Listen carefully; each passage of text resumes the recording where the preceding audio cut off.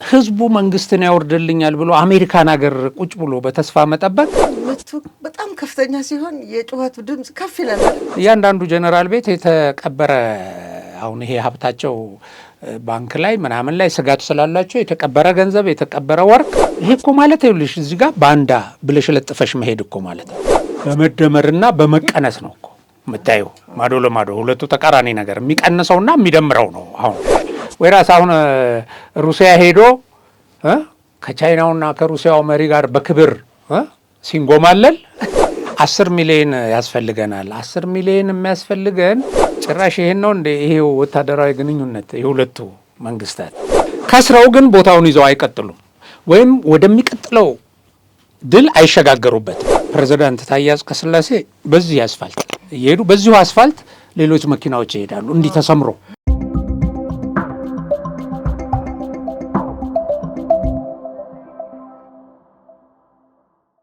ሰላም ጤና ይስጥልኝ። እንዴት ሰንብታችኋል? ክቡራትና ክቡራን የሀቅና ሳቅ ሚዲያ ተመልካቾቻችን ለበዓለ መስቀል እንኳን በሰላም አደረሳችሁ ማለት እንወዳለን። ከዚሁ ከስቱዲዮ ፕሮግራሙን በመምራት አበበች ካህሳይ እንዲሁም በወቅታዊ ጉዳዮች ሰፋ ያለ ትንታኔ የሚሰጠንን ጋዜጠኛ ገበየሁ ዋልልኝ ዛሬም ከኔ ጋር ቆይታ ያደርጋል።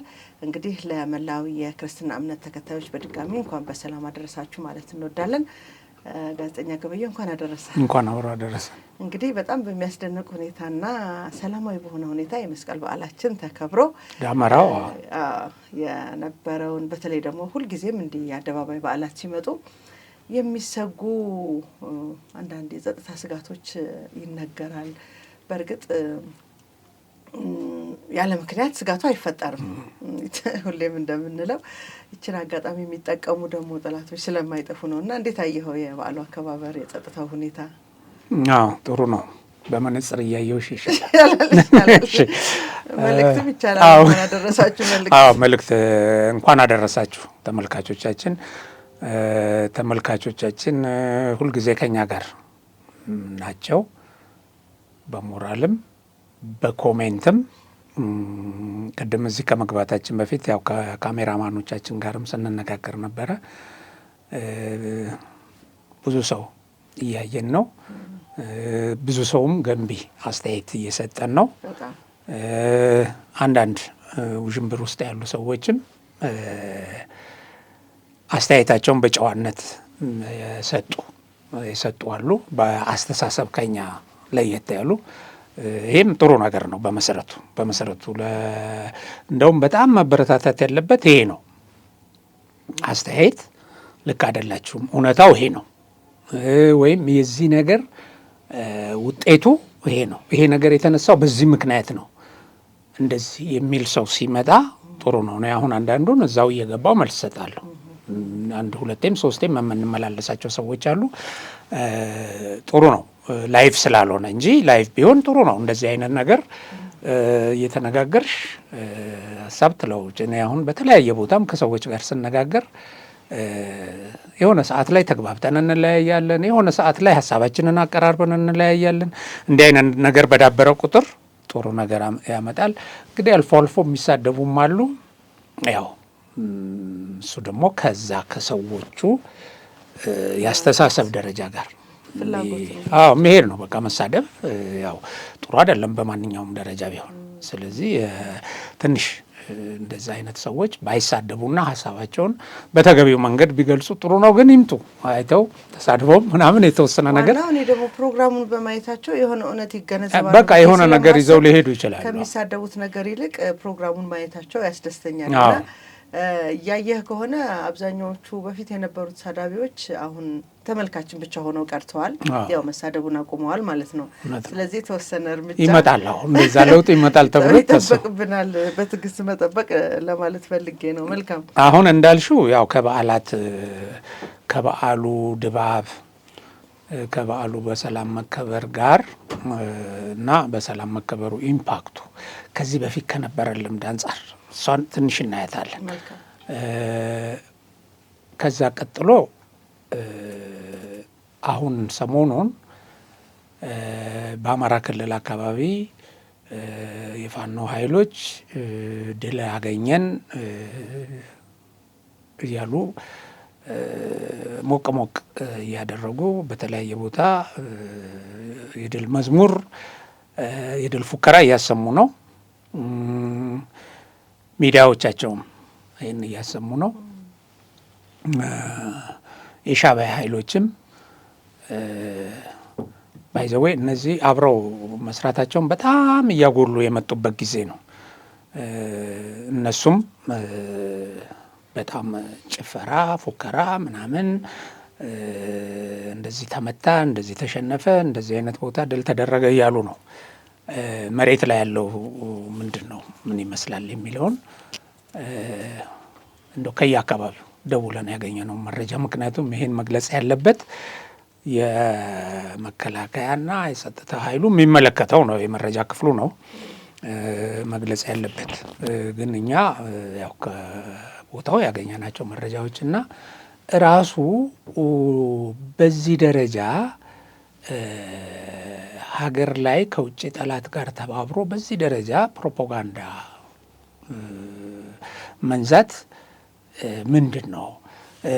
ሁለተኛ ለምንድን ነው እነዚህ ኃይሎች እዚህ ጋር ድል ተደረገ ሲሉ እዛ ያለው ጠላት የኢትዮጵያ መከላከያ ሊመጣብኝ ነው፣ የባህር በር ሊወስድብኝ ነው ብሎ የሚሰጋው? በዚህ የመጨፈሩ ትርጉም ምንድን ነው? እንዲህ አይነት ነገሮች ደግሞ የሆነ ለምሳሌ አንድ ከተማ ቢይዝ አንድ ኃይል ምንድን ነው ለውጡ? የት ለመድረስ ነው? አሁን ግብ ያስቀመጠው ግብ ሌላ ነው አይደል? አዎ። ከዚህ አንጻር ያለውን ኢምፓክት እሱንም እንመለከታለን። ሌላው ኢትዮጵያና ኬንያ ወታደራዊ ስምምነት ተፈራርመዋል። ይሄ ትልቅ ትርጉም ያለው ነው። እሱንም ምን ትርጉም አለው ብለን ከ60 ምናምን ዓመት በኋላ የተደረገ ወታደራዊ ስምምነት ነው። ከ60 ዓመት በፊት ምን አይነት ወታደራዊ ስምምነት ተደርሶ ነበር? ለምን ተደረሰ? ለምን ቆመ? የሚለውን ዝም ብሎ ባጭሩ የምናይበት ሁኔታ ነው። እንግዲህ የእኛ የዜና ክፍላችን ቃኘው በሚያቀርበው ላይ ያው አቅርቧቸዋል። የኒኩለር ስምምነትም ጠቅላይ ሚኒስትሩ ራሻ ተገኝተው መፈራረም ተደርጓል። እንደ መረጃ ያው በዜና ክፍል የቀረበ ይሆናል። ግን ምንድን ነው እሱስ? አሁን ኢትዮጵያ በዲፕሎማሲ ኮሰመነች፣ እንደዚህ ሆነች፣ በዓለም ተቀባይነት አጣች ከሚለው አንጻር እሱንም አየት እናደርገዋለን። ወደ በዓሉ እንመለስ፣ ከዛን ጀምር። ኦኬ። በመጀመሪያ ደረጃ ይሄ በዓል በጸጥታ ስለተከበረ የጸጥታ ኃይሎቻችንን እናመሰግናለን። የጸጥታ ኃይሎቻችን በተለይ በዋና ከተማው አዲስ አበባ ውስጥ ብዙ ነገር ሊነሳ ይችላል። የአደባባይ በዓል በጣም ሪስክ አለው። ለዛውም ብዙ ቅስቀሳ ተደርጎበታል። ይሄ ነውጥ እንዲነሳ፣ አመፅ እንዲነሳ። ምክንያቱም ሁልጊዜ ሞብ ካለ፣ ይሄ መሰባሰብ ካለ፣ ማነው ክራውድ ካለ ሞብ አለ። ብዙ ጊዜ ይጠበቃል። በጣም ይሄ ችግር ያለባቸው አካባቢዎች ላይ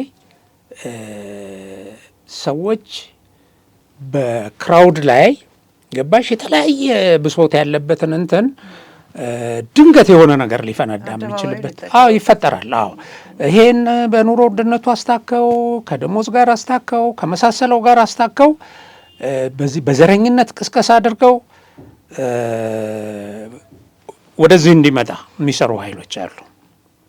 ስለዚህ በዚህ ሁኔታ ውስጥ የአደባባይ በዓላትን በሰላም ማክበር ትልቅ ስኬት ነው።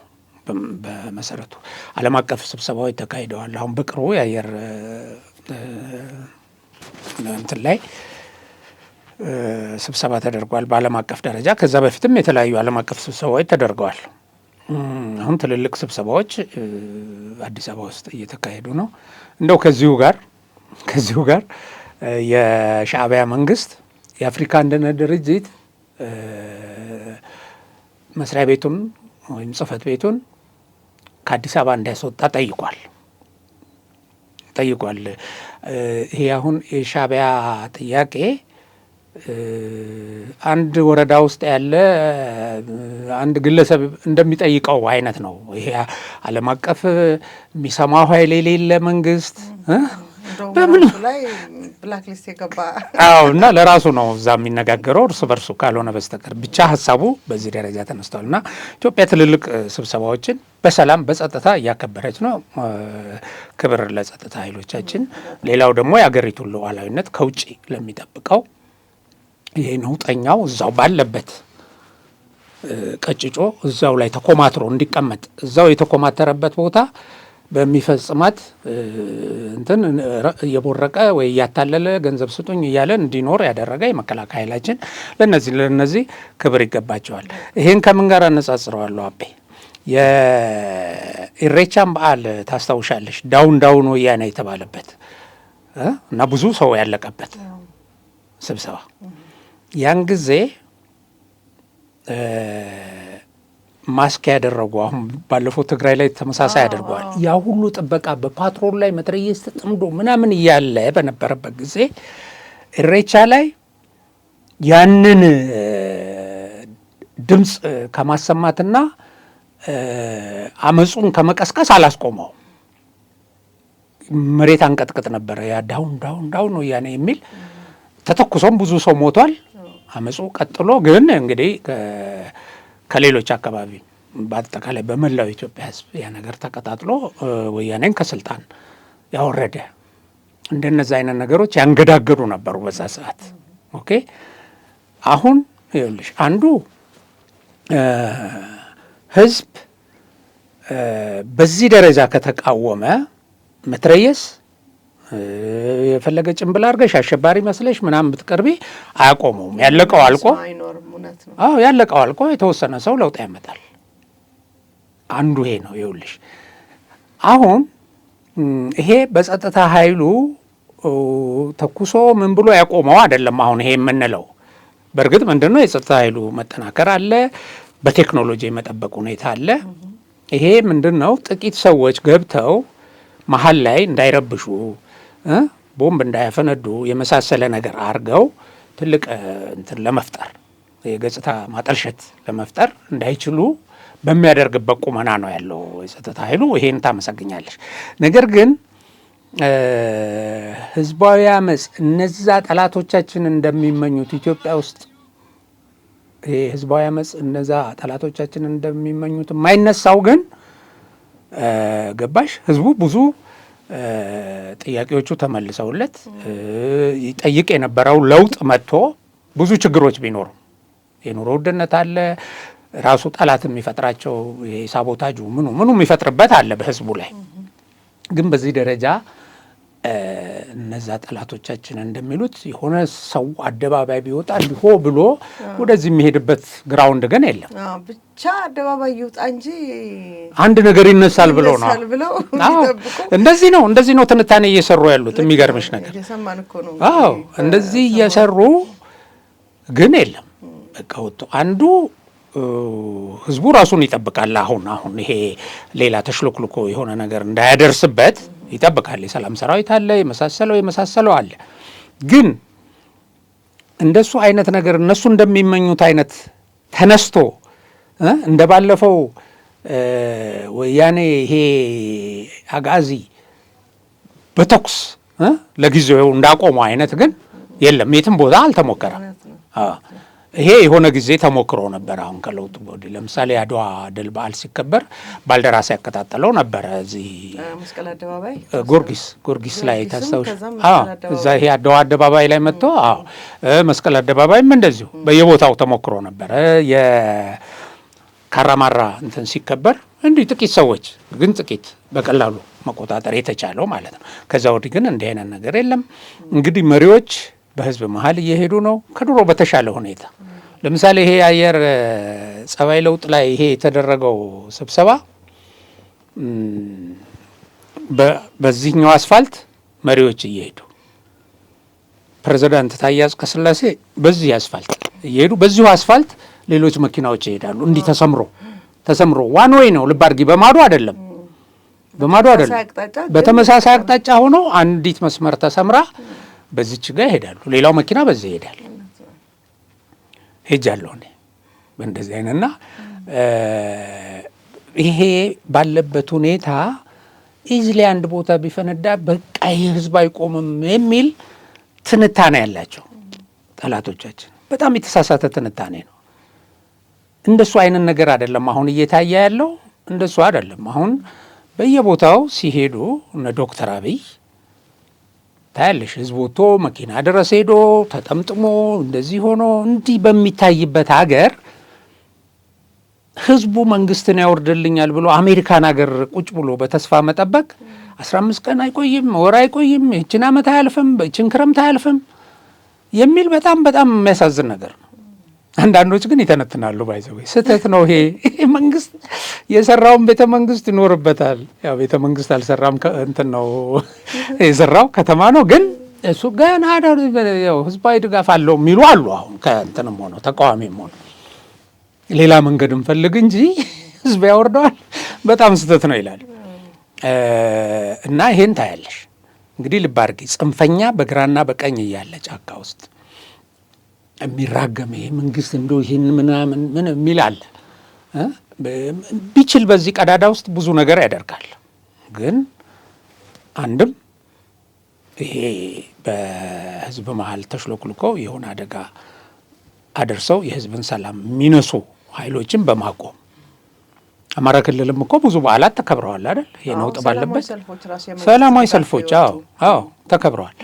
እና ይሄንን እውነታ መረዳት ያስፈልጋል። መልእክቱ የበዓላት በሰላም መከበር፣ ዓለም አቀፍ ስብሰባዎች በሰላም መከበር መልእክቱ የምጠብቁት በነውጥ በብጥብጥ በምን እንደዚህ አይነት ነገር የሚፈነዳበት ሁኔታ የለም። አሁን እዚህ ነው ምናልባት ተንታኞቹ ጋር ያለው ስህተት የሚመስለኝ እኔ በእርግጥ እነሱ ስራቸው ነው ብለናል። ይሄን ተሳቢ ያደረግን እናውራ።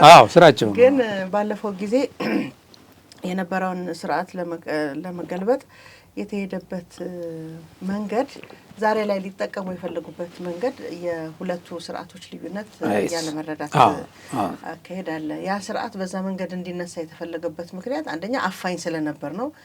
ብዙ አሁን የምናያቸውን አይነት ሚዲያዎች መንግስትን ራሱ የሚተቹ መንግስት አካሄዱን ወይም መንግስት ስርዓቱን እንዲያስተካክል በየጊዜው የሚነገሩትን አንዳንድ ጊዜ መተንፈስ ራሱ እረፍት ነው አይደል? ያንን እንኳን የተነፈገ ማህበረሰብ ነበረ በዛ ወቅት ያን መንግስት ያን ስርዓት መገልበጥ የፈለገበት አመጽ የሆነው ማለት ነው።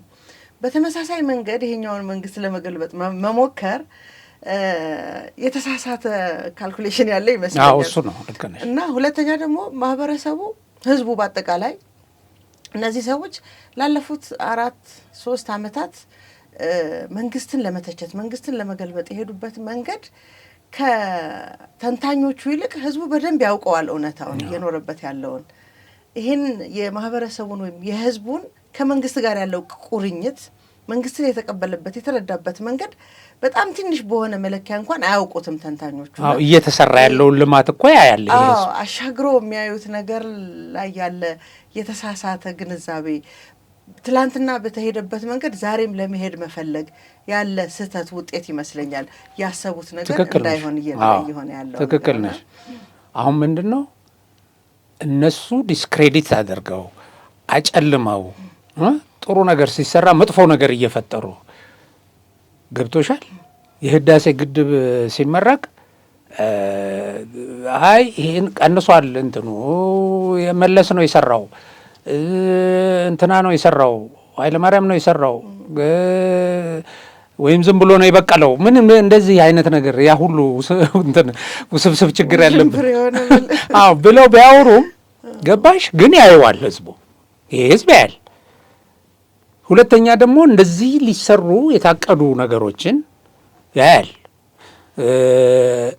መንግስት በምን ደረጃ ዲፕሎማሲውን እያስኬደ እያለ የሀገሪቱን ብሔራዊ ጥቅም ለማስከበር እየተንቀሳቀሰ እያለ ይሄንን የፈለገ አይነት ፕሮፓጋንዳ ቢነዛበት ከምታዩ ነገር አይበልጥም።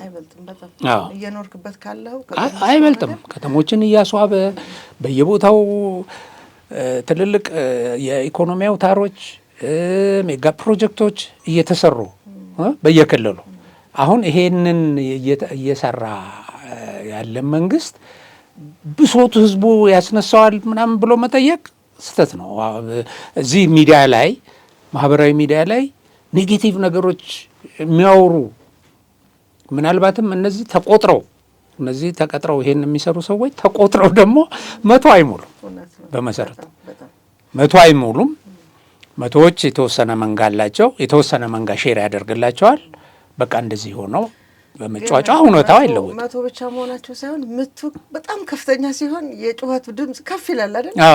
አዎ ልክ ነው። አዎ ከበሮም እኮ ልክ ነው ስትመጪው ነው አይደል የሚጮህ በደንብ ቢጮህ ማለት ነው። እንደሱ ይመስለኛል። አንዳንድ ጊዜ በጣም ሲሸነፍ ሰው ወይም በጣም ሲመታ ከኖርማል አንደበቱና ድምጹ በላይ ይጮሃልና ለዛ ይመስለኛል የመቶ ድምጽ አይመስልም ጩኸቱ።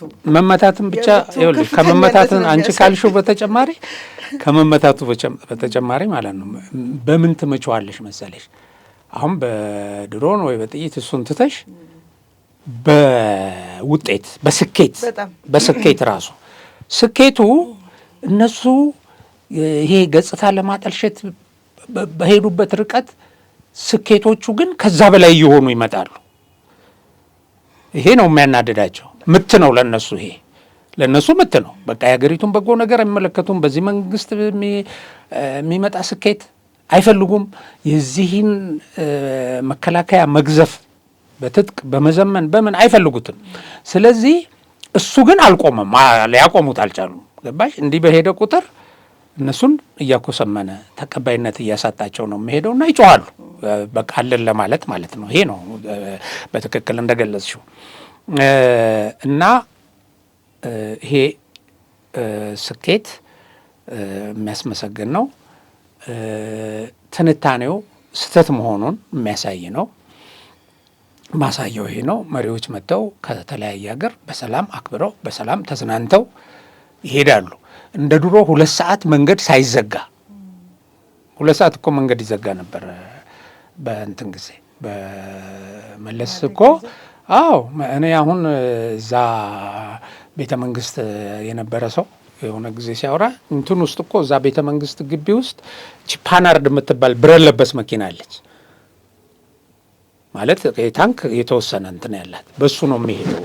እዛ ግቢ ውስጥ ራሱ ወደ ሆነ ቦታ ሲሄድ ያው መንገድ ይዘጋል 2 ሰዓት። ከሱዳን ሳይነሳ መንገድ ይዘጋል። ከሱዳን የሚመጣው መሪ ከሱዳን ሳይነሳ ማለት ነው።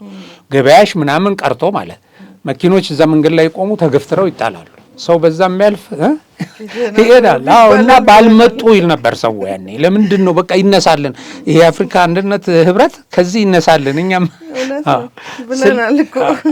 እና ይሄን ማነጻጸር ያስፈልጋል። በእውነት ማነጻጸር ያስፈልጋል። አሁን የሆኑ ለዚህ ለበዓል የመጡ ዲያስፖራዎች አሉ እና እንደውም አቤን በጣም ማግኘት አለብን፣ በጣም ኢትዮጵያዊ ነች አድናቂዎች ሁሉ ሰዎች በእኔ በኩል እና አሁን ምን መሰለሽ እውነት ብዙ ሰዎች አግኝቻለሁ በመጻጻፍም በምንም የምንተዋወቅ በፊትም አማቃቸው እና እዚህ ያለውን ድባብ ሲያዩ አሁን የተወሰኑት ህዳሴ ግድብ ሄደው መጥተዋል። እዛ አስተባባሪ የነበሩ የዲያስፖራ ናቸው እና አሁን እዛ ራሱ እኮ ስጋት ነበረ። ህዳሴ ግድቡ ይሄ በዓሉ ይከበራል እንዴት ብለው እኮ በዚህ እኮ የቀሩ መሪዎች አሉ፣ እየፈለጉ ቃል ገብቶ የቀሩ መሪዎች አሉ። ያው ግብጾች ከፈጠሩት ማስፈራራት አንጻር ምንድን ነው አሁን ግብጽ መታ በአውሮፕላን ትደበድባለች ምናምን አይደለም። ለሱም ቢሆን ያው አየር ኃይላችን ዝግጁ ነው። እሱም ያውቃሉ እነሱ የተሳሳተ ስራ አይሰሩም እንደዚህ አይነት ነገር። ግን ሌሎች ይሄ ከሃዲውን ምናምን የቀጠሯቸውን ወደዛ አካባቢ እንትን ብለው ረብሻ ያስነሳሉ። እንኳን እዛ አካባቢ አይደለም ከዛ በብዙ ኪሎ ሜትር ላይም የሉም እነዚህ ምንም ሊያደርጉ የሚችሉበት። ሌላ ጋር እኮ በጥበጥ አድርገው እንደው ስጋት ሊፈጥሩ ሞክረዋል በሚችሉት ግን አልሆነም። እና ያንን አንደኛው ጓደኛዬ በቃ ሲያወራ የሆነ ከዛ ስትነሳ አለ ከውጪ የደህንነት ስጋት እንደው ምን አለ ዝም ብሎ ያው እዛ በሚወራው ነገር። ግን አሁን አንዱ መጥቶ ባህር ዳር ሄዶ መጥቷል። ቤተሰቦቹን ጠይቆ አሁን ሌሎች ቦታዎች ሐዋሳስ ቢሄድ እንደዚህ ዝም ብለህ ሂድ በቃ የፈለክበት እንደውም አብረን እንሄዳለን ሁሉ ብዬ ፕሮግራም ያዝኩላቸው ሰዎች አሉ። እና ደህንነት በጣም እየተሰማቸው እዚህ ሲመጡ ሲያዩት ከተማ ውስጥ ሲዘዋወሩ አሁን እኮ ይሄ ኮሪደር ልማቱ መብራቱ ምኑም እኮ ማታም ስትዘዋወሪ እንደ ድሮ ማጅራት መቼም አትፈሪም እኮ አይታሰብም። አትፈሪም አንቺና እንዴ ስልክሽን ጨለማ ገና ኮሪደር ልማት ያልነካው አካባቢ እሱ ኮሪደር ልማት ያልነካው ነው እቺ ነገር ሳትለማን እንጠቀምባት ብለው ነው እና እንደዚህ አይነት ነገሮች አሉ። እውነቱ ይሄ ነው። እንግዲህ መስቀል በዓልን ስናጠቃልለው እሰጥሃለሁ አዎ እሺ ቆይ ትሰጪኛለሽ። ዝም ብዬ ላስታውስሽና በነገርሽ ላይ ምርጫ 97ን ተከትሎ በመጣው መስቀል የ98ቱ መስቀል ማለት ነው። ምርጫ 97 ግንቦት ላይ ነው አይደል የታወጀው? አዎ ልክ የሱ መስቀል እንትን ላይ ደመራ ላይ ከፍተኛ ረብሻ ተፈጥሮ ነበረ። ከፍተኛ ረብሻ በቃ ያን ጊዜ ይሄ እንደዚህ አስፋልቱ ምኑም አልተሰራም። ራሱ ድንጋዩ ከየት እንደመጣ አላቅም። እዚህ ከስጢፋኖስ እንትን ምኑ ድንጋይ ውርወራ የነበረ ከባድ በቃ እና በነውጥ ውስጥ ነው ደመራው የተተከለው። አዎ ልክ ቀጥሎ ጥምቀትም ሲመጣ በዛ ዓመት ታቦት ሁሉ መንገድ ላይ አቆሞ በጣም ኃይለኛ ረብሻ ነበረ። ድምጻችን ይከበር ነው ጥያቄው። አዎ የመረጥ ነው የተጭበረበረ ጊዜ የተጭበረበረ የተነጠቀ ጊዜ ህዝቡ ድምጽ ማለት ነው። እና ህዝብን በእንትን አታቆሚው በመሳሪያ ህዝብን የምታቆሚው በመስራት ነው። እንግዲህ ያን ጊዜ አንዱ ጥያቄ የነበረው ማይኖሪቲ ራሱ የሚለው በእኔ ትንታኔ እንትን አይደለም። አሁን ለምሳሌ ቲፒኤልኤፍ የትግራይ እንትን ነው የሚል የለኝም። በእርግጥ ትግርኛ የሚናገሩ ባለስልጣናት ናቸው ያሉት። ክልሉን እየተጠቀሙ እነሱ ብቻ እየበለጸጉ የትግራይንም ገበሬ የትግራይንም ወዛደር የትግራይንም እንትን ህዝብ እያስራቡ እንደ ሌላው የኢትዮጵያ ህዝብ ማለት ነው። አሁን እኮ ያሉት ችግሮች በሙሉ በዛ ጊዜ ኢቭን ትግራይ ውስጥ እኮ የተሻለ ነገር ተሰርቶ ቢሆን ህዝቡ የኢኮኖሚ ተጠቃሚ ሆኖ ቢሆን ሰርቫይቭ ማድረግ ይችል ነበር፣ ግን አላረጉም ያንን።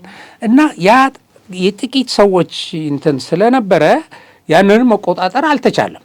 አስቢ። እና እንደዛ አይነት ነገሮች ግን አሁን የሉም፣ አይመጡም። እና ቀጤ ስላቋረጥኩሽ ለመስቀል ለማጠቃለል ብዬ ነው። ምናልባት በቅርብ የተመረቀው የመደመር መንግስት መጽሐፍ የባለፈው 5-6 ዓመት የዚህ ስልጣን ላይ ያለው መንግስት የስራ ውጤት ማሳያ ነው ብዬ ነው የማምነው። ምክንያቱም በመደመር መንግስትነት ውስጥ በተለያየ አቅጣጫ የሚነሱ የህዝብ ጥያቄዎች ወይም የተለያየ ሀሳብ ያላቸው የፖለቲካ የተቃዋሚ ፓርቲዎችም አመራሮች ጭምር ከመንግስቱ ውጭ ያለው እሳቤ ያላቸው ሰዎችን ወደ አንድ የሚያመጣ ሀሳባችንን ለሀገር እስከ ጠቀመ ድረስ በጠረጴዛ ዙሪያ እንፍታ በሚል እሳቤ የሚገለጽ የመደመር መንግስት ውጤት ነው ብዬ ነው የማምነው። ዛሬ መስቀልን በሰላም አክብረናል ስንል ነገም ተስፋችን በዚሁ ይቀጥላል ስንል የመደመር መንግስት ውጤት እስከዛሬ የተሰሩ ስራዎች በዛ በመጽሐፍ ውስጥ የተካተቱ ሀሳቦች አሉና እሱን ለማድነቅ ፈልጌ ነው። ቀድሞ ወደ ስልጣን ሲመጣ የለውጡ ባለቤት የሆኑ አመራሮች የተለያዩ የፖለቲካ ተቃዋሚዎችን ከተለያየ ሀገር ጠርተዋል። ከዛ ይጀምራል አይደለ የመደመር መንግስት። ስለዚህ እያለ መጣና ዛሬ የተለያዩ አሁን የምንላቸው 100 የማይሞሉ ተንታኞች የማይቀለብሱት ራሱ ህዝቡ ሰላሙን፣ አንድነቱን፣ ነጻነቱን፣ በዓላቱን የሚጠብቅ ማህበረሰብ የተፈጠረበት የመደመር መንግስት ውጤት ስለሆነ ነው ዛሬም በሰላም ያከበር ነው ለማለት ፈልጌ ነው። በነገሮች ላይ ደመራ መደመር ነው አጋለሽ። ደመራ የሚለው ቃል ያው ሌላ ሃይማኖታዊ ትርጉም ይኖረዋል፣ ግን ደመራው በጣም ብዙ እንጨቶች አንድ ላይ መጥተው የሚሰሩት እንትን ነው። ዞሮ ዞሮ ልዩነቱም እኮ ያለው አሁን በሀገራችን ውስጥ ያለው የአይዲዮሎጂ ልዩነት በመደመርና በመቀነስ ነው እኮ የምታየው። ማዶ ለማዶ ሁለቱ ተቃራኒ ነገር፣ የሚቀንሰውና የሚደምረው ነው አሁን እየተጣላ ያለው። ምንም ሌላ እንትን የለውም። ይሄ ጠባብነት፣ ጽንፈኝነት፣ ብቻዬን እቆማለሁ ማለት የአንድን ብሔር መብት አስከብራለሁ፣ ያው ለዛውም ያንን ብሔር እየዘረፈ ያንን ብሔር እየገደለ ማለት ነው። እነዚህ ነገሮች በሙሉ ክልል ላይ የታጠሩ አንድ ብሔር ላይ የታጠሩ ነገሮች እኮ የመቀነስ ፍልስፍና ነው። ሌላ እንትን የለውም። በጣም እያነስሽ መሄድ ነው። እንትኑም የተራራቀው በዚህ ምክንያት ነው። እስቲል አሁን ለምሳሌ የኦሮሞ እንትኖች በተቃውሞ ጎራ ያሉ ኤሊቶቹ የኦሮሞ ራስን በራስ እድል የማስተዳደር የመሳሰለው ይላሉ። እስቲል እኮ ስለ ኦሮሞ መንግስት ያወራሉ፣ ስለ ኦሮሞ ነጻነት። እንግዲህ ከዚህ በፊት አንዳንድ ምሁራኖች ሲናገሩ ግንድ አይገነጠልም ይላሉ። ማለት ብዙ ህዝብ ያለው አሁን በዚህ ደረጃ ያለን ህዝብ አሳንሰሽ ከሌላ ጋር የሚያገኛቸውን ነገሮች ማሳጣት እኮ ነው አይደለ እንዴ? አሁን እኮ አፍሪካውያኖች አሁን የጠቅላይ ሚኒስትር አብይ ፍላጎትና ሀሳብ ኢትዮጵያ በኃይል ለምሳሌ አፍሪካን ታስተሳስራለች፣ ምስራቅ አፍሪካን ታስተሳስራለች፣ አፍሪካ ቀንድን ታስተሳስራለች፣ አፍሪካን ታስተሳስራለች ይላሉ። አሁን ይሄ የህዳሴ ግድብ ለመደመር በጣም ትልቅ ማሳያ ነው። የእኛን ውሃ ወሰድክ ምናምን የሚለው የሚንጫጫው ብቻዬን ለምን እንደ ድሮ አልጠቀምም ነው የሚለው። አብረን እንጠቀም፣ ሌሎችም ይጠቀሙ። ኦኬ፣ እኛም ደግሞ ይህን ሰጥተን ሌላ እንቀበል። ይኸውልሽ በኢኮኖሚ ማስተሳሰር ነው፣ በወታደራዊ እንትን ታስተሳስራለች።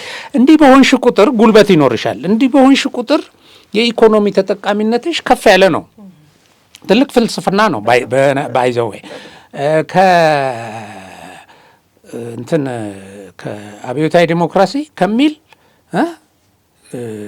ፍልስፍና ራሱ ሰራዊቱን የጸጥታ ኃይሉን የፓርቲ አድርጎ ካደራጀ እንትን በጣም የተለየ ነው። ይሄ ዘበን ተሻጋሪ ነገር የሚያስብ የባለፉትን ችግሮች ክፍተቶቻችንን፣ ጉድለቶቻችንን አይቶ እነዚህን ክፍተቶች አንድ ላይ ቆመን ነው የምናርማቸው። አንድ ላይ ተጠቃሚ የሆነ በሄድን ቁጥር ይሄ የጽንፈኝነት ነገር እየጠፋ ይመጣል። ይሄ የኔ ብቻ የሚለው ነገር እየጠፋ ለምን የጋራ ተጠቃሚነትን ስታሳዩ ይሄ ነው። እና ግን ምንድን ነው እነሱ የሚሉት እቺ ነገር ያቺ ለብቻ ተገንጥለን የብቻ ነጻነት የብቻ ጥቅማችንን ለማስከበር እዛ ቲፒኤልኤፍም ጋር ያሉ ሰዎች ይሄ ነው እንትናቸው የኔ ብቻ ለእኔ ብቻ የኔ ብቻን ግን እነሱ ትግራይን አገር በማድረግ ይላል ግማሹ ይመጣና ግማሹ ደግሞ ለትግራይ እንደዚህ ያልተደረገ ግን አይደለም እሱ አይደለም። አሁን በእያንዳንዱ አንድ ያነበብኩት እያንዳንዱ ጀነራል ቤት የተቀበረ አሁን ይሄ ሀብታቸው ባንክ ላይ ምናምን ላይ ስጋቱ ስላላቸው የተቀበረ ገንዘብ የተቀበረ ወርቅ አለ።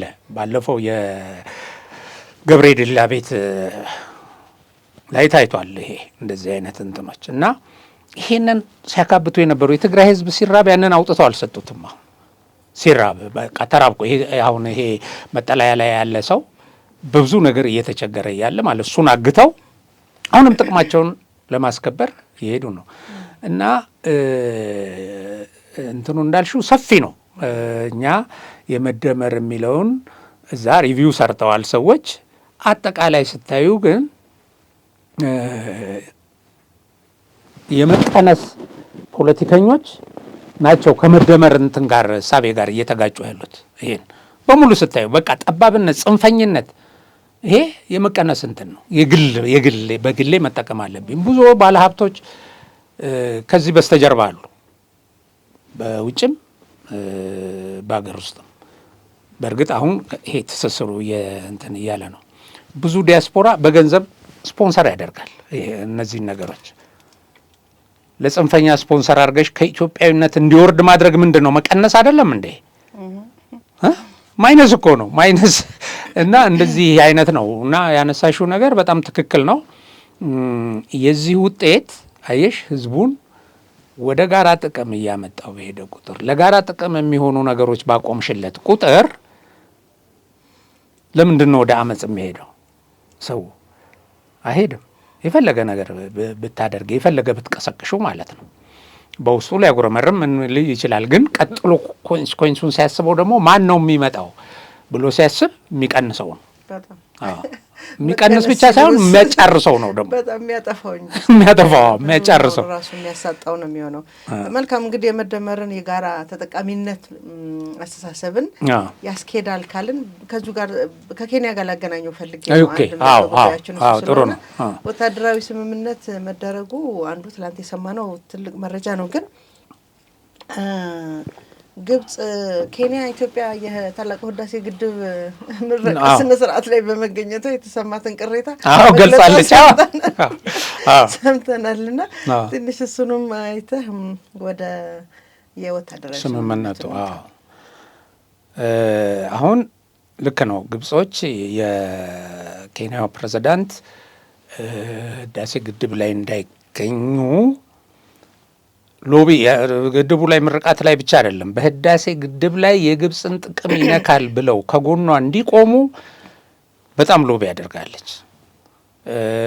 በገንዘብም ለኬንያ የሆነ እንትን እንደምታደርግ ኃይል ከኢትዮጵያ እንዳትወስድ ሌሎቹም ላይ ያደርጋለች። ይህን ሁሉ ብዙ ነገር አድርገው ኃይልም ከኢትዮጵያ ስትወስድ ነበር። የምትወስደው ለራሷ ስትል ነው። በመሰረቱ ከኢትዮጵያ ጋር ጥሩ ግንኙነት አላት ኬንያ። የፕሬዝዳንቱ በጣም ወዳጅ ናቸው። በብዙ መድረኮች ወዳጅነታቸውን አሳይተዋል። በዚህ ብቻ ሳይሆን እና ይሄንን ቅሬታ መገኘት አልነበረባቸውም ብለው በይፋ ገልጸው የውጭ ጉዳይ ሚኒስትሩን አገናኝተው በኬንያ የግብፅ አምባሳደር ማለት ነው ይሄን አነጋግሯቸዋል። የውጭ ጉዳይ ተወካይ ኬንያ ውስጥ በዚህ ደረጃ ከሌላ ሀገር ጋር ለምን ግንኙነት ፈጠርሽ ብሎ ወቀሳ ማድረግ ማጅን በጦርነት አሁን ከኢትዮጵያ ጋር ሆኜ ግብፅን ልውጋ አይደለም ያለችው። በጣም ነንሴንስ የሆነ እኮ ነው። አሁን ይሄንን ለምንድን ነው ያደረግሽው ብሎ ማለት ነው። እና ሰውየው ደግሞ ሲመልሱላቸው ግብጾች ማሰብ ያለባቸው ለጋራ ተጠቃሚነት ሁላችንም ለሚጠቅመን ጉዳይ እንጂ በተናጠል እኔ ብቻ ልጠቀም የሚል ነገር ማቅረብ ትክክል አይደለም፣ ከዚህ አስተሳሰብ መውጣት አለባቸው ብሎ ነው የነገሯቸው። ይሄ ነው። ሌላው ወታደራዊ ስምምነት ከ60 ምናምን ዓመት በኋላ ነው የተፈጸመው። እንግዲህ አንዱ ይሄ ነው መደመር። በጣም የሚገርመው እኮ ለምን ተገናኛችሁ በተባለው ማግስት ወታደራዊ ስምምነት ኦልሬዲ በተያዘለት ስኬጁል ተካሂዷል። ይሄ ሁለቱም ጎረቤት ሀገራት የአካባቢውን እንግዲህ በሽብርተኛነትን በመዋጋት የጋራ ወታደራዊ ልምምድ ለማድረግ በጋራ ወታደራዊ ቁመናቸውን ለማጠናከር ተስማምተዋል። እና ይሄ እንግዲህ እንትን ብለሽ ስታየው አንዱ ጋር የሚፈጠር ጥቃት ወይ ቀጠናውን ሁሉ ለመጠበቅ ነው። እነዚህ ሁለት ሀገሮች ለምን ቀጠናውን ከሽብር ስታጸጂ ነው በሰላም ልትኖሪ በሰላም ልትለሚ የምትችው። ይህን ከግምት ውስጥ በማስገባት እነዚህን ስምምነቶች ተፈራርመዋል። ይሄ ስምምነት ከ60 ምናምን ዓመት በፊት ተፈርሞ ነበረ በንጉሱ ጊዜ። ያን ጊዜ ሶማሊያ ከኬንያም ከኢትዮጵያም ከጅቡቲም መሬት አለኝ የሚል ነበራት። ታላቋ ግሬት ሶማሊያ የሚል ህልም ነበራቸው እነዚህ የሶማሊያ ገዥ መደቦች። ይሄንን አንድ ላይ አድርጌ መንግስት መሰረታለሁ የሚል አላት እና በኬንያ ጠረፍም ተንቀሳቅሳ ወደ እንትን በዚህ በሞያሌ በባሌ በምን ወደ እንትን ልትገባ ትችላለች ወደ ኢትዮጵያ። በኢትዮጵያ የድንበር አካባቢም ወደ ኬንያን ለማጥቃት ትችላሉ። ግዙፍ ወታደራዊ ኃይል እየገነቡ ነበር የሆነ ጊዜ ላይ እና በዛ ጊዜ ተመሰረተ ያ ስምምነት ተመሰረተ። ከዛ በኋላ በሂደት ሶማሊያም ኃይል ተንኮታኮተ። ትርጉም ወደ ሌለው ደረጃ እነዚህ ነገሮች ታላቋ ትንሿን በሰላም መኖር የማይችሉበት ደረጃ በሂደት ተፈጠረ። ያ እንግዲህ መንግስትም ሲለወጥ ትርጉም ወደ ሌለው ደረጃ ደረሰ ያ ስምምነት። ግን በጊዜው ያን ስጋት መሰረት አድርጎ የተቋቋመ ነበረ። ያ ስጋት ሁለቱ ሀገሮች በተለይ ኢትዮጵያ ላይ ነው ወረራ የተካሄደው። ኢትዮጵያ ያንን መከተች። ከዛ በኋላ እንግዲህ እና አልሸባብ ሲመጡ ወደ ኬንያም እንደ ጋራ ጠላት ኢትዮጵያንም ኬንያንም እኩል ነው በጠላትነት የሚመለከቷቸው። ብዙ ጊዜ ኬንያም ውስጥ የሽብር አደጋዎች ደርሰዋል እና ይሄ የሽብር ኃይል ኢትዮጵያም ውስጥ ያለ አሁን እንደ ሸኔ አይነት የመሳሰለው ኬንያም ውስጥ እኮ ይዘርፋል። ኬንያ ውስጥ እኮ ሰላምን የመበደል ሽፍታ ነው ይሄ። ኬንያና ኢትዮጵያ የሚያደርጉት ግንኙነት አሁን አይ በባቡር በመኪና ሁለቱን ሀገሮች የማስተሳሰር ስራ እየተሰራ ነው። የኃይል ከኢትዮጵያ ወደ ኬንያ እየተላለፈ ነው እና ለጋራ ተጠቃሚነት ስትሰሪ መንገድ ላይ የሽብር ኃይል ካለ የሁለቱንም ሀገር ጥቅም ነው የሚጎዳው። ስለዚህ ይሄን ማድረግ ለሁለቱም መንግስታት በጣም ጠቃሚ ነው ስምምነቱ። አዎ እና እንዳልሽው ይሄ ስምምነት ለምን ህዳሴ ግድብ ምርቃት ላይ ተገኘ ተብሎ ቅሬታ ሲነሳ ጭራሽ ይሄን ነው እንደ ይሄ ወታደራዊ ግንኙነት የሁለቱ መንግስታት ይሄ ትልቅ መልእክት አለው ለጠላቶቻችን። ለሁለቱም ሀገራት ወታደራዊ ቁመና መጠናከርና በአካባቢው ለሚንቀሳቀሱ የሽብር ኃይሎች እነዚህን ሁለት ሀገሮች ጥቅም በሚጎዳ መልኩ ጥቃት ለሚሰነዝሩ ኃይሎች ትልቅ መልእክት አለው። ዲተረንስ ነው። ዲተረንስ እንደ እረፍ ነው። ሁለተኛ ያው ሲመጣ ደግሞ ያን ጊዜ አብሮ መቆም በጋራ ወታደራዊ ልምምዶች እንደዚህ ይደረጋሉ። እንደዚህ ያደርገሽ እየተጠናከርሽ ትሄጃለሽ። እሱ ብቻ አይደለም። ባለፈው እንዳነሳ ነው የሶማሊያ ፕሬዚዳንት ሀሰን ሼክ ኢትዮጵያ ሶማሌ ውስጥ የባህር በር እንድታገኝ እንደግፋለን፣ አልተወሰነም ግን በመሰረተ ሀሳቡ ተቀብለነዋል ብሏል። ባለፈው የተናገር ነው። ይሄ ጂኦፖለቲክስ ይኸውልሽ ወደዚህ ነው የሚያመጣሽ። ኢትዮጵያ ትልቅ ነገር ጨብጣለች። አሁን ትልቅ ነገር ደግሞ ከፊቷ አለ። ይሄን ይሰራሉ መንግስታት እና ያለ ኢትዮጵያ አይቆመም። ብዙ ነገር ከኢትዮጵያ ሊያገኝ ይችላል። ስለዚህ ባለፈው አንስተናል። እኔ ጋና ተጠቀም የኔ ይሻልሃል የሚሉበት ጊዜ ይመጣል። ይሄ የባህር በር ገባሽ? ጅቡቲ እኮ በዛ ደረጃ መጥቶ ሰውየው የባህር በር ይሄ እንትን ሲመረቅ ህዳሴ ግድብ ላይ አንዱ እሱ ነው። ትሄድና ተብሎ ማስጠንቀቂያ ተሰጥቶት የነበረው ስንት የተመላልሰዋል ግብጾች ገባሽ? ግን መጣ። አሁን እነዚህ ብቻ በቂ ናቸው ለእኛ ዲፕሎማሲ የበላይነት፣ ለእኛ ጂኦፖለቲክስ የበላይነት እነዚህ በቂ ናቸው። እኛ ምን ያደርግልናል? ሌላው መጥቶ እዚህ አልመጡም ምናምን ብዙ መንግስታት አልመጡም የኢትዮጵያ የዲፕሎማሲ ኩስመና ምናምን ብለው የሚሰሩት እኛ እኮ ወሳኝ የሆኑት ሀገሮች እነዚህ ናቸው እኮ ለእኛ በኢኮኖሚም በምንም ትብብር ጎረቤትነት ደመሩ የምንፈልጋቸው እነዚህ ናቸው። አዎ ስለዚህ እነዚህ ይሄ ነገር የጋራ ተጠቃሚነት ላይ ያመጣል። ምናልባት በቅርብ ጊዜ ያው በተለያየ ጊዜ የተወራ እንትን አልሆነም በተለያየ ምክንያት የሶማሌላንድ አዲሱ ፕሬዚዳንትም ኢትዮጵያን ይጎበኛል የሚል አለ። አዎ ቢጎበኝ ይጠቅመዋል። እሱም ቢሆን እርግጥ ምንድን ነው ከሶማሊያ ጋር አሁን ያለን ግንኙነት በዚህ ደረጃ እየተስተካከለ ከመጣ የመንግስት አቋም ከዛ ጋር የሚታይ ነው የሚሆነው። የመንግስታችን አቋም ግን ሁለቱም ሀገራት ይጠቅማሉ ለኢትዮጵያ፣ ኢትዮጵያም ለነሱ ትጠቅማለች እና ዋቢ ሸበሌን እየጠጣ ገናሌን እየጠጣ አትክልቱን እያጠጣ ሙዝ እያመረተ ሀሰን ሼክ ኢትዮጵያ ጋር ከግብጽ ጋር ቢቆም ምንድን ነው ምን ይጠቅመዋል? ይሄ እስቲ አስቢ። እዚህ ጋር የህዳሴ ግድብ የሚል ኃይል ተሰርቶ እዛ ወደ ያለች ካይሮ ምንም አጠቅበው። ስለዚህ ጂኦፖለቲክስሽን በቁመናሽ በሰራሽው እንትን ታሳያለሽ። የዚህ ውጤት ነው ይሄ እና እሱም ቢሆን ትልቅ ድል ነው። ትልቅ ድል ነው በጣም። አዎ ትልቅ ድል ነው። በቃ ድል አድርገን እኛ እኮ ይኸው እኛ እንደውም አልወፈርንም እንጂ ይኸውልሽ ሳቲስፋክሽኑ አይ እኔ አሁን አንዳንድ ሰዎች ሲተነትኑ አያቸዋለሁ እርር ብለው ፊታቸውን ምናምን ብሎ ነው የሚተነትኑት። ይሄ ውድቀት እሱ እዛ ጋር ምንም ማለት አይደለም። ህዳሴ ምናምን ሌላም ሀገር አሁን ባለፈው እንትን አቀርቦ ሚዲያ ላይ በቃ እኔ አንዳንዴ ስማቸውን ስንጠራ ክብርን መስጠት ነው ለእንትኑ። ግን ቀርቦ አንደኛው ዩቲዩበር እንዴ ሶሪያም እኮ ሰርታለች ግድብ ምን ዋጋ አለው? እሱ አይደለም ዋናው ነገር የለ ሰው ምንድን ነው ዋናው ነገር እኮ ዋናው ነገር ማቅረብ ስለማይቻል ኮሪደር ልማትም ብልጭልጭ ነው ዋና ነገር አይደለም ይላል። ኦኬ እሺ ኒኩለርም እንትን አይደለም ማነች እንትናም ሰርታለች ህንድም ሰርታለች ፓኪስታን ምን እኛ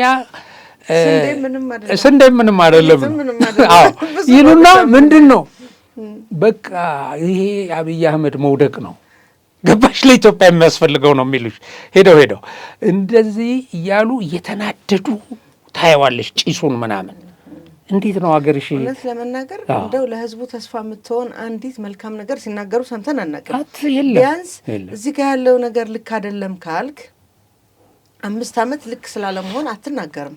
አዎ የተሻለው ደግሞ ይሄ ነው ብሎ የመጣ አካል አላጋጠመም። አዎ የለም። አዎ ይሄ ባይሰራና ይሄ ነበር መሆን የነበረበት። እንደውም ከፖሊሲው ይልቅ የዶክተር አብይ ስም ነው የሚጎዳው። ምንም ሁሉም የስራ ዕድል የፈጠረላቸው እኮ እየተባለው ለዚህ እኮ ነው ይገባሽ። አሁን ይኸውልሽ የኮሪደር ልማት ለብዙ ሰዎች በሺዎች ለሚቆጠሩ የስራ ዕድል ፈጥሯል።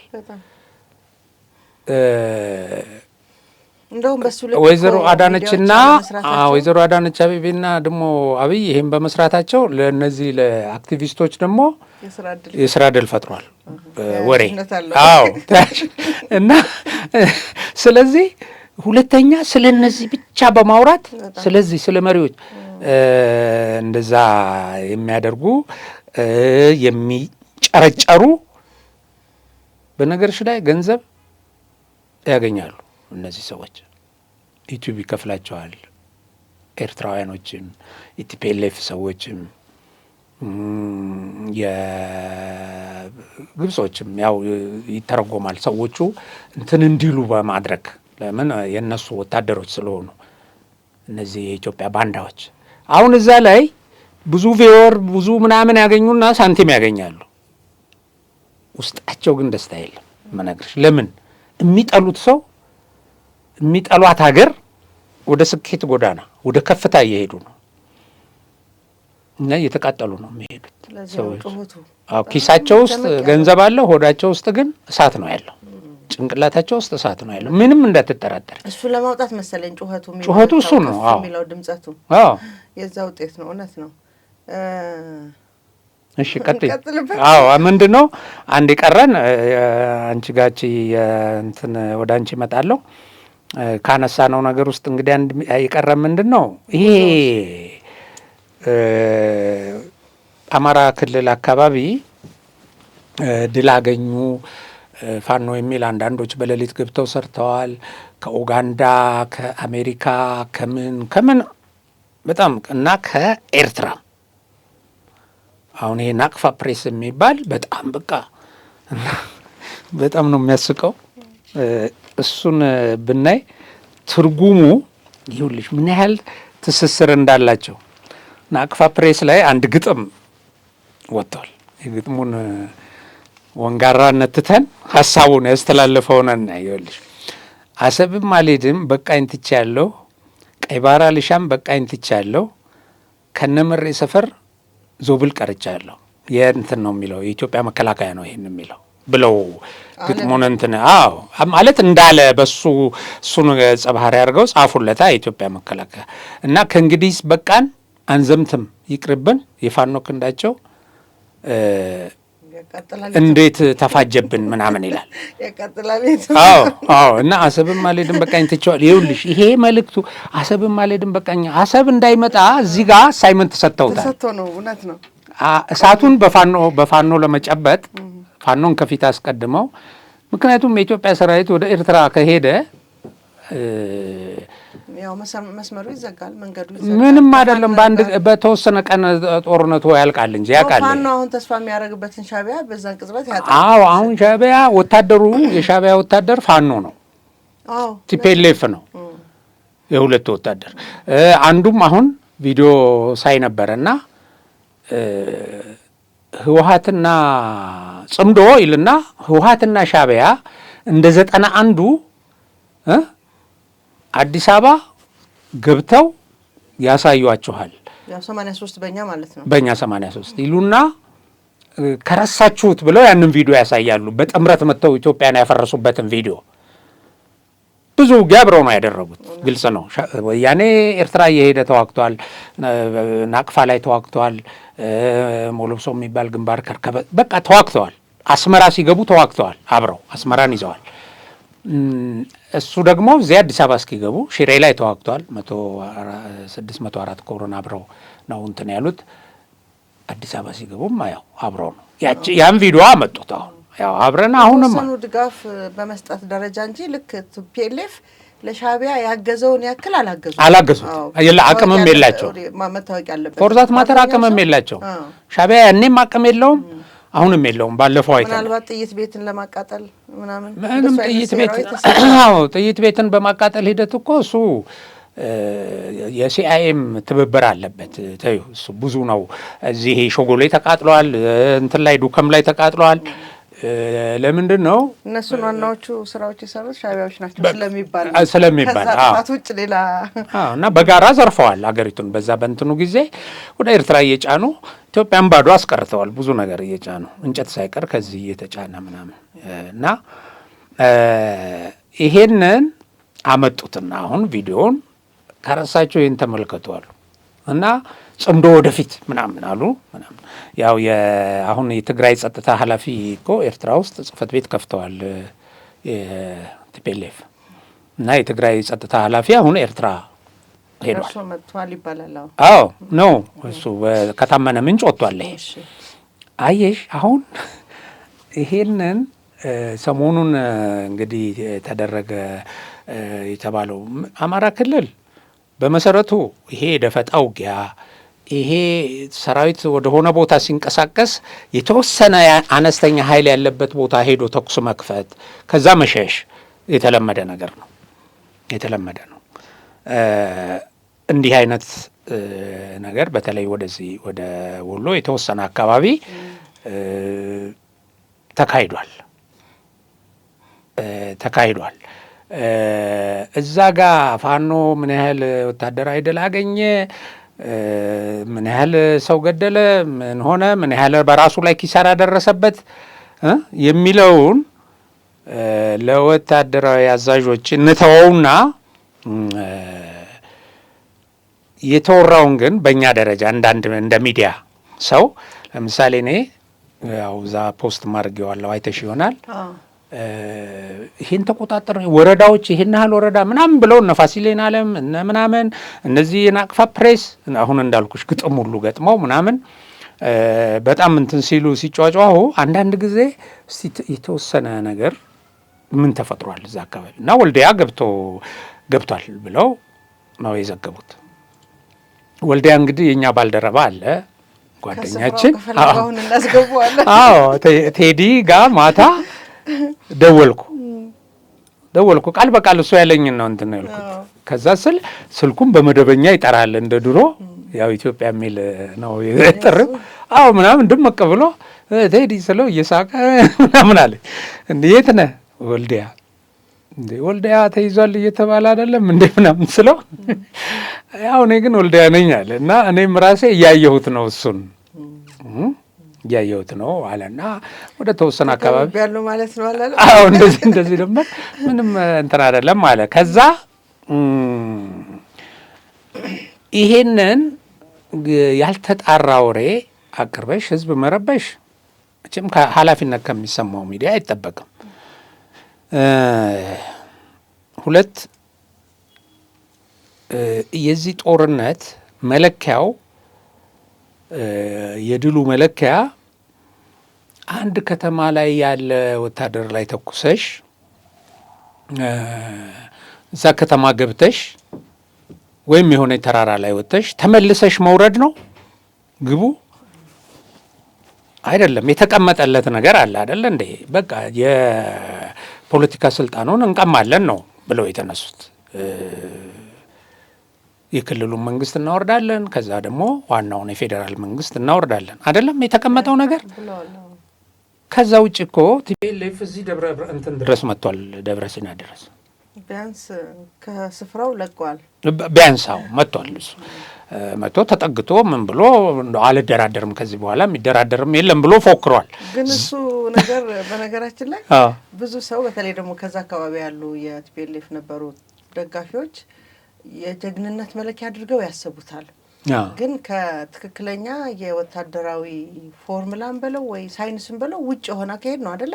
ብዙ ጊዜ ከደጀንህ በራቀ ቁጥር የሚደርስብህን አደጋ መቼም ውትድርናውን ካንተ በላይ አላውቀውምና አንዳንድ ጊዜ የድል አድራጊነት አድርገው ያስቡታልና እሱንም ዞሮ ምንድነው አሁን እነሱ የፌዴራሉን መንግስት መልሰን እንይዛለን ካሉ ያው ወደ ፌዴራሉ መንግስት ነው እንግዲህ ነቅለው እኮ ነው የመጡት። የህዝብ ማዕበል አድርገው ምን ብለው የቀረሰው የለም እንግዲህ ህፃኑም ምኑን አሰልፈው ከፊት የጥይት ማብረጃ እያደረጉ ነው እዚህ ድረስ የመጡት። እና ልክ ነው ሳቢው ልክ የሚመስለው ሰው ስላለ ዛሬ ምን መጣለን እንዳይሉ ብዬ ነው። በቃ እሱ ብዙ ስህተት ነው። አሁን እኮ ይሄ ፋኖም እስካሁን ድረስ እቺ 2-3 እቺ በየእንትኑ ሻለቃ ምናምን እያሉ ያለች እየተንቀሳቀሱ የሚተኩሱትም እኮ የኖሩት ከነመሪዎቻቸው እዛ ስላልወጡ ነው። የሆነ ነገር ውስጥ ህዝብ ውስጥ እየተደበቁ ስለሚንቀሳቀሱ ነው። የኢትዮጵያ መከላከያ ሰራዊት ሜካናይዝድ አለው እኮ አይደለ እንዴ? አየር ኃይል አለው። አልተጠቀመበትም። አሁን ይሄን ቢያንስ እሱን አውቀዋል። ይሄን ልክ ነው አውቀዋል። አሁን እነሱ ወጥተው ወደዚህ ወደ ሰላሌ ሜዳ ቢወጡ በዚህ በኩል ወደዚህ ቢወጡ ያውቃሉ ይሄንን። ይሄንን ግን መጀመሪያ ግን የተሳሳቱት ምንድን ነው? አዲስ አበባ በ24 ሰዓት ሲሉ እንዴት የሚለውን አልሰሩትም ያን ጊዜ። አሁን ግን ቆይተው ይሄን ሲሰሩት ይሄንን እና አሁን አንዳንድ እንትኖች እንዳልኩሽ ውጊያ ሲደረግ በጠላት እጅ የሚወድቅ ሰው አለ። ፋኖ እኮ ከተማም ውስጥ ያለ ከዚህ በፊት አንድ ሻለቃ ለረፍት የሄደ ሰው ይዘው ልክ በውጊያ ግንባር እንደያዙት ያዝን ምናምን ብለዋል። ሌላው ደግሞ የሆነ ቦታ ደፈጣ አድርገሽ በእጅሽ በተቃራኒነት የሚዋጋ ኃይል ሊወድቅ ይችላል አይደል? የኢትዮጵያ ሰራዊት በጣም ብዙዎችም ማርኳል አይደል? ማርኮ የሚያደርግላቸው እንክብካቤ አሁን እዚህ ታድሶ ማዕከል ከገቡ በኋላ ሲናገሩ እዛው ደግሞ ኦን ዘ ስፖት የሚናገሩ አሁን በሌላ ሚዲያ ላይ አይቀርብም እንጂ ይሄ አሁን አማራ ሚዲያ ላይ ብትመለከቺ እንዲህ አይመስለንም ነበር ይገሏቸዋል ነው የሚሉ ምናምን ተንከባክቦ ይዞ ነው እንትን የሚያደርገው። እነዚህ የተወሰኑ ሰዎችን አውጥተው በጣም የሚያሳፍር ነገር ያው ሽፍታ ስለሆኑ ድልም ይሄ እንዲህ አይነት ነገርም አድርገው ገባሽ አሸንፈው ወይ የሆነ ኃይል እንዲህ ምርኮኛ መያዝ ለነሱ የተለመደም ስላልሆነ እና ያወጡ እንትን በሉ ይሏቸዋል። አባቶቻችንም ተማርከዋል፣ እኛም ተማርከናል። የማንን አባት ነው የማረከው? አሁን እንደው ፋኖ በታሪኩ አባት ወደ ከሆነ ደግሞ ይኸውልሽ በኢትዮጵያ ጦርነት ይሄን ሲል የነበረው ቲፒኤልኤፍ ነው። ልንገርሽ ይኸውልሽ ቲፒኤልኤፍ ያን ጊዜ ራሱ እኮ እነዚህ ምርኮኞች የሚባሉት እኮ የአማራም ተወላጅ የትም ነው ራሱ አይደል? በፊት እንደውም እኮ እነሱ ምንድን ነው የሚባለው ይሄ አፋቸውን የሚከፍቱበት ቋንቋ እኮ አማራ ብለው ጀምረው ነው አማራን ማርከን አማራን እንዲያንበርክከን ብለው ነው የሚገልጹትና በራሱ ላይ እነሱን መስሎ መድገሙ ነው የሚያሳዝነው። በቃ እንደዚህ ነው። እነዚህ የማንም ወኪሎች ስላልሆኑ በእርግጥ ስላልሆኑ ሽፍታ ናቸው። እነዚህ ምንም እንትን አታደርጊያቸውም። ለማንኛውም ይሄን ወረዳ ያዝን ይሄን መነሻቸው ምንድን ነው? ባለፈው 10 ሚሊዮን ዶላር ያስፈልገናል ብለው አናውንስ አድርገዋል። አፋብሃ ነው ምናምን የአማራ እንትን ብቻ የሚባል ይሄ በነዘመነ የሚመራ 10 ሚሊዮን ያስፈልገናል። 10 ሚሊዮን የሚያስፈልገን የአማራ ህዝብ በጦርነት የተጎዳ ተፈናቃይ ምናምን እነሱ ለሱ ሊያደርጉ አሁን ያቺ እንግዲህ ብለው ዲያስፖራውን ጠይቀው ይሄን ገንዘብ እናሰባሰብ ሲሉ ዞር በል ለሞተ ፋኖ ምናምን የሚል ያው ከዲያስፖራው ፊት ተነስተዋል። የሆነ ነገር ማሳየት አለብን ብለው ተንቀሳቅሰዋል እና የሆነ ቦታ ተኩሰው የሆኑ መንደሮች አካባቢ ይዘው አሁን ግን የሉም እዛ አካባቢ። ይሄ ሾይ ለነዛ አሳይተው ብሩን አምጡ ነው፣ ዶላሩን አምጡ ነው። እዚህ ቦታ ሲገቡ የሞቱ አሉ። ገብቶሻል? የሞቱ ከስረው ነው የሚገቡት። ከስረው ግን ቦታውን ይዘው አይቀጥሉም፣ ወይም ወደሚቀጥለው ድል አይሸጋገሩበትም። የለም የሚቀጥለው ድል የሚባል ነገር የለም። አሁን ተሽሎክልኮ እዚህ ጋር ተኩሰሽ እዛ ጋር መሄድ ምናምን ነው። አሁን ይሄንን አድርገው ዋጋ ከፍለው ምን ብለው ይሄንን በቃ አለን የሚል በየአቅጣጫው ከሻዕቢያ ፕሮፓጋንዲስቶች ጀምሮ በአንድ አይነት እንትን ተጀመረ ይሄ እና ሻዕቢያም ሳይወድስ እኮ ማንን ነው ያሞገሰው? ምሬን እኮ ነው። እዛ እንግዲህ እንትን ላይ ትላንት አባትህን ማርከነዋል አባትህን ምናምን ያሉትን ሰዎች ያሉትን ነው ዛሬ ደግሞ ልጁን አሞጋሽ ሆነው ተገኙ ማለት ነው። እና ቲፒኤልኤፍም አብሯቸው አሉ በዚህ ውጊያ፣ ምንም ጥያቄ የለውም። እና ቀይ ባህር አልሻም በቃኝ ትቸዋለሁ፣ አሰብን አልሻም በቃኝ ትቸዋለሁ፣ ከነ ምሬ ሰፈር ዞብል ቀርቻለሁ። ምሬ ያስቀረልን ነው ለእኛ ምሬ ክንዳችን፣ የእኛ ተወካይ ቅጥረኛችን፣ ባንዳችን ነው አይደለ ትርጉሙ። እና አንተ በርታ፣ ወደ እኛ እንዳይመጡ ብቻ አንተ እዛ ጋ ያዝልን ነው።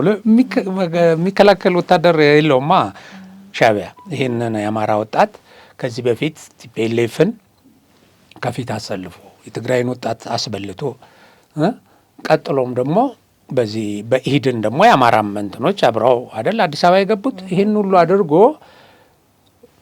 ባለፈው አንቺ እንዳነሳሽው ብቻውን ተዋግቶ ምንም ውጤት አምጥቶ ስለማያውቅ ለዘመናት ለ30 ዓመታት እኮ ሳህል በረሃ የነበረ ነው ሻዕቢያ። በጣም ምሽግ ቆፍሮ ህወሓቶች እኮ መቀላቀል የዛኔ መነሳትና መመስረት እኮ እንደው የራሱ ናቸው የምንልበት ምክንያት እነሱ ከመጡ በኋላ ነው። ከ12-13 ዓመት በኋላ እንደው ነፍስ ዘርቶ መንቀሳቀስ የጀመረውና ህልውናው በእነሱ ላይ የተመሰረተ እንደሆነ የሚታወቅ ነው ብዬ ነው። እውነት ነው። ግን የዚህ እነመሬ ምናምን የሚሉት ሰዎች አንድ አብሮን እዚህ የሚሰራ ወዳጃችን አጎቱ ጎጃም ላይ ያሉና ልክ የቀይ ባህሩ ጉዳይ ሲነሳ የባህር በሩ ጥያቄ ምናምን በመንግስት ሲነሳ ጡረታ ያወጡ ናቸው። በደርግ የመከላከያ አባል የነበሩና መንግስት መቼ ነው ጥሪ የሚያቀርብልን ብለው እየጠበቁ ያሉ ደግሞ ኢትዮጵያውያን ያለበት ሀገር ነው። እና መሬም ዛሬ ይሄ ነው ምንም እነዚህ በቃ ከሃዲዎች ናቸው፣ ባንዳዎች ናቸው።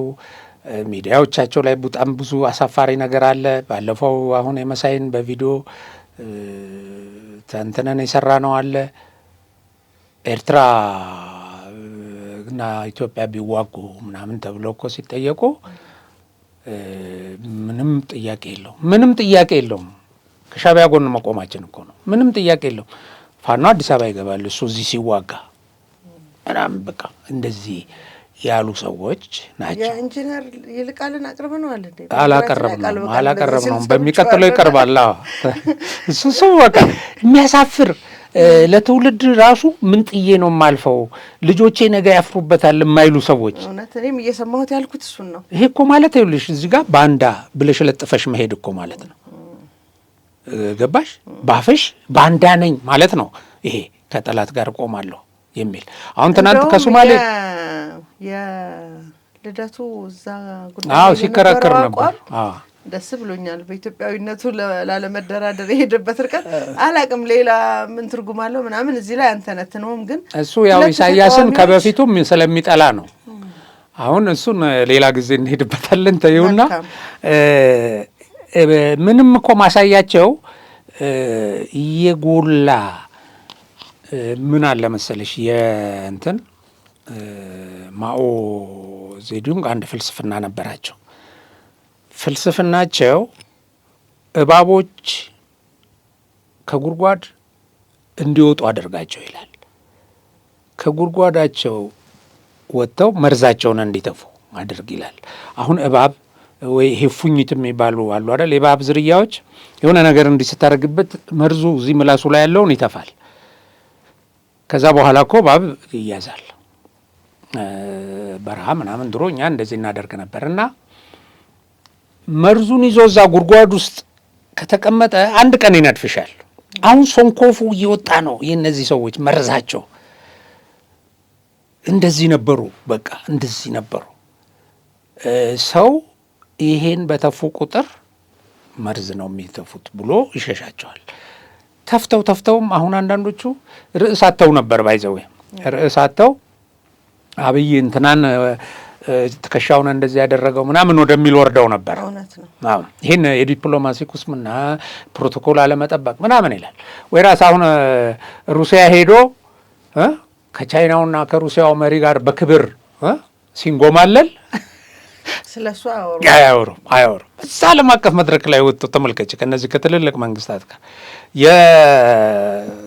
እንትኑ ፕሬዚዳንቱ የተባበሩ መንግስታት ድርጅት ስብሰባ ላይ ቀርበው ከተለያዩ ሀገር መሪዎች ጋር ተገናኝተው በተለያዩ የኢትዮጵያ ብሔራዊ ጥቅምን በሚመለከቱ ጉዳዮች ጋር ተነጋግረዋል።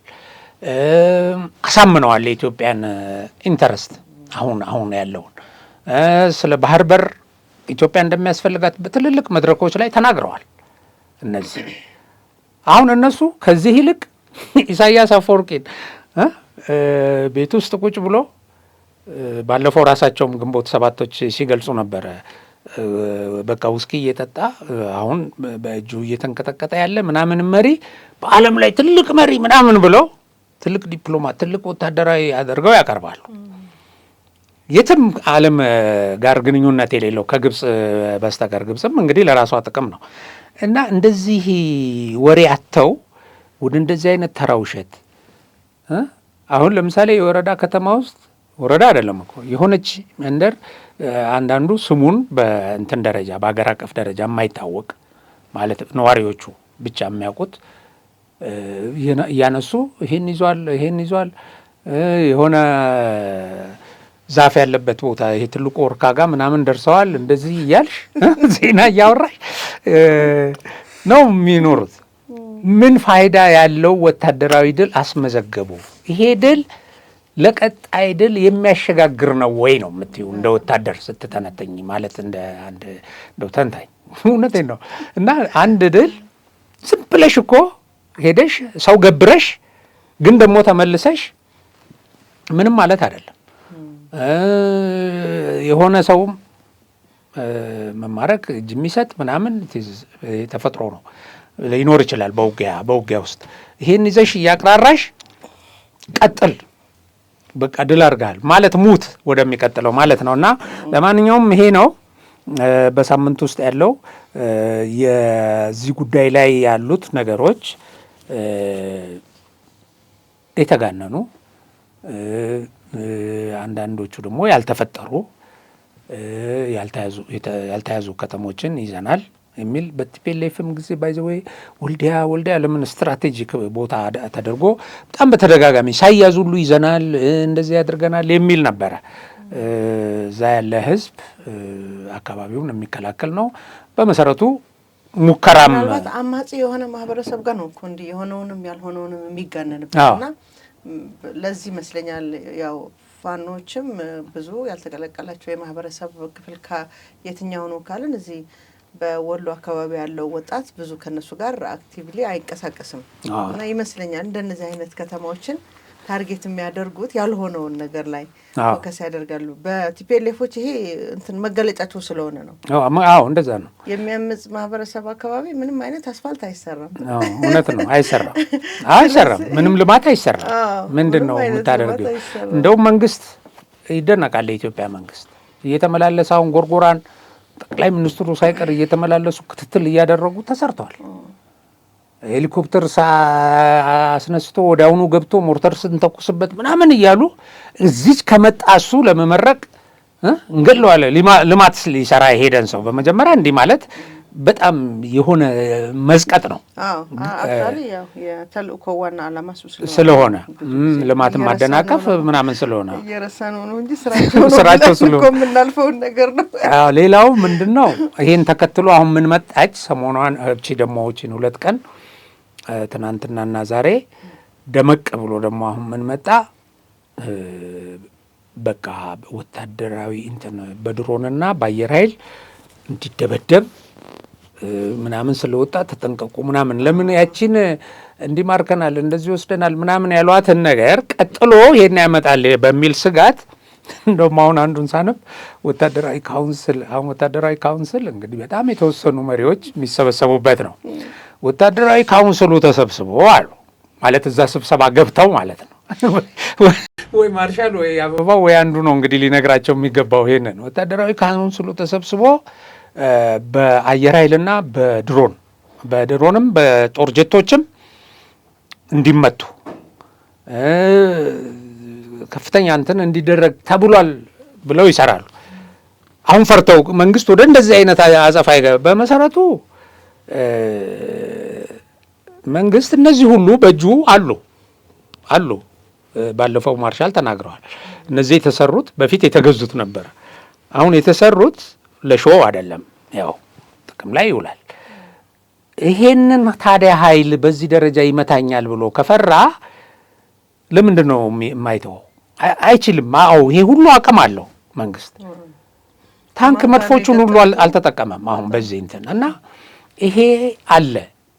ይሄ ካለ አሁን ይሄ የሆነ ቦታ ላይ ሄዶ መፈንጠዝ ማውራት ምን ማለት ምንድን ነው እንትኑ አለ። አዎ በዚህ ይመታል። በሚቀጥለው መቼም መከላከያ ሀገሪቱን ሊጠብቅ አይደለ እንዴ? ማንም ነውጠኛ እየተነሳ ሲዘርፍ ሰራዊቱን ሲያጠቃ ዝም አይልም። በፈለገው ሰዓትና ቦታ መንግስት እርምጃ ይወስዳል ባሉት እጁ ላይ ባሉት መሳሪያዎች እና አሁን ህዝቡ ውስጥ የመደበቅ ተደበቁ ጥፉ ምናምን የሚል ነው አሁን እየተደረገ ሊመጡባችሁ ነው ይሄው ወስኗል ወታደራዊ ካውንስሉ።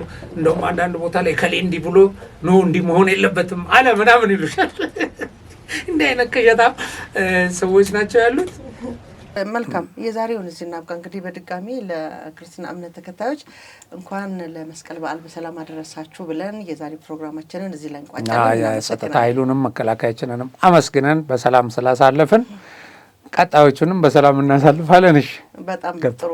እንግዲህ ለዛሬ እዚህ እናብቃ። በሚቀጥለው ሳምንት በሌሎች ርዕሰ ጉዳዮች መልሰን እንገናኛለን። መልካም ሳምንት ይሆንልን።